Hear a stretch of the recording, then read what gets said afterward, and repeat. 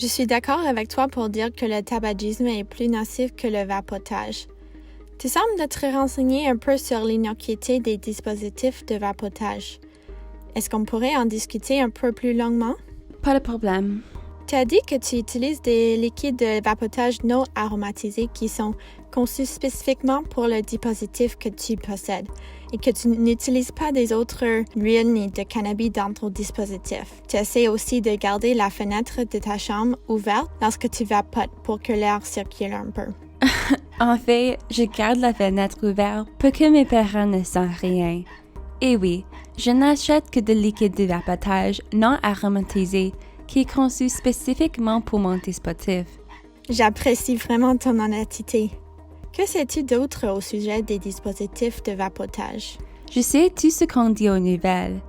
En fait, il y a un jeune de mon école secondaire qui est tombé malade. C'est épeurant. Oui, tout ce qu'on entend aux nouvelles, c'est pas mal épeurant.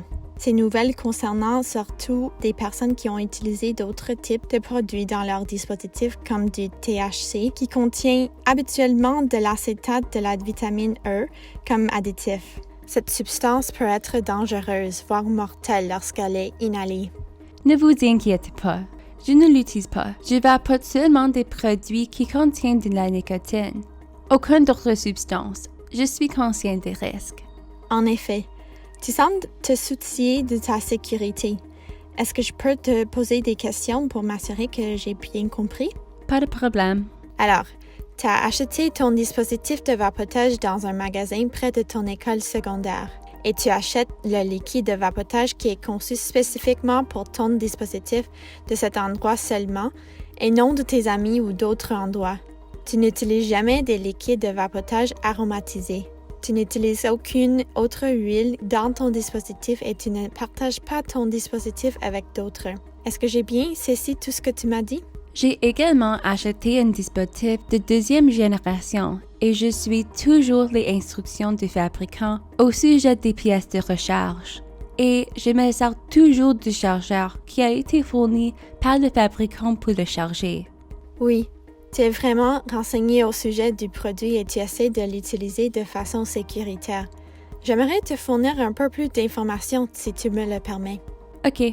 L'une des choses qu'il faut prendre en considération, c'est le fait que nous ne connaissons pas vraiment l'effet que la consommation de ces produits pendant de nombreuses années peut avoir sur notre santé. Ces produits sont récents, ce qui fait que nous ne savons pas s'ils ont des effets nocifs graves sur la santé si nous les utilisons à long terme. Oui, je comprends, mais pour l'instant, je n'ai pas de problème avec le vapotage. Tu sens que tu maîtrises ta consommation des produits de vapotage. Je n'utilise pas le produit toute la journée, alors je n'en suis pas dépendant comme mes amis le sont du tabac. Tu m'as dit que tu vapotes à ton réveil, entre tes cours, après l'école et avant de te coucher. Vapotes-tu à d'autres moments de la journée? Si je sors avec mes amis après le souper, en général, je vapote aussi à ce moment-là. Sinon, j'amène mon chien faire une promenade vers 7 ou 8 heures et je profite de l'occasion pour vapoter. Ah oui, et à l'heure du dîner. Nous allons au centre commercial au coin de la rue pour prendre un bouchée et je vapote là aussi. D'accord. Si j'ai bien compris, il semble que tu ne vapotes pas quand tu es en classe et quand tu es à la maison avec tes parents. C'est bien ça, je ne peux plus m'absenter pendant un cours. On m'a surprise en train de vapoter dans les toilettes, alors on me surveille de près maintenant. Et je ne peux pas vapoter quand je suis avec mes parents. Ils m'interdisent strictement de fumer ou de vapoter. Alors, parfois, tu devais sortir de la classe pour vapoter? Oui, mais juste pour prendre 2 ou 3 bouffées. OK. Je crois avoir une meilleure idée de ta consommation. En plus des moments où tu vapotes régulièrement, il t'est arrivé aussi de t'absenter de la classe pour vapoter également.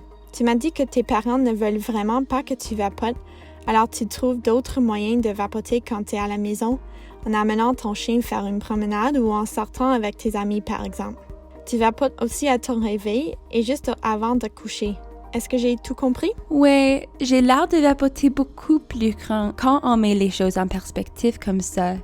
Mais peu importe, ce n'est pas grave. T'est-il arrivé de vouloir vapoter mais de ne pas pouvoir le faire parce que tu étais en classe ou avec tes parents? Je suis curieuse de savoir ce qui se passe dans des moments pareils. Comment te sens-tu? Quand je suis en classe, j'ai parfois vraiment envie de vapoter. Mais c'est parce que j'aime vraiment ça. Ça me calme. Ce n'est pas parce que je meurs d'envie de le faire ou quelque chose du genre.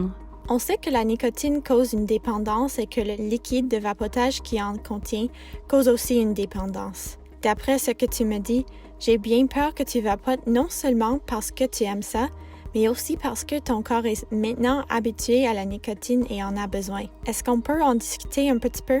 Je n'ai pas de dépendance. Je peux arrêter n'importe quand, mais je n'en ai pas envie. Malgré la fréquence de ton vapotage, tu es pas mal certaine que tu n'as pas de dépendance et que tu peux arrêter de vapoter quand tu seras prête à le faire. Serais-tu disposée à faire un essai?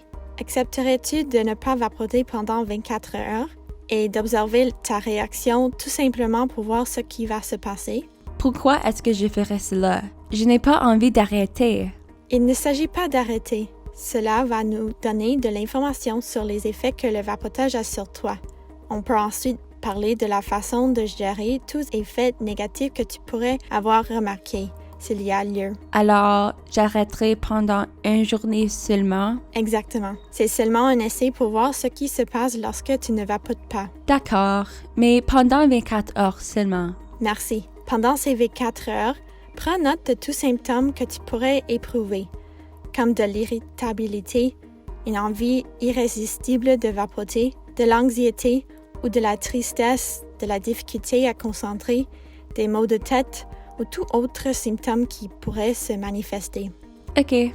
J'ai aussi un dépliant qui explique comment utiliser les produits de façon sécuritaire pour minimiser les risques. Tu as déjà pris certaines mesures pour diminuer les risques du vapotage. Cela pourrait te fournir d'autres stratégies. C'est beau.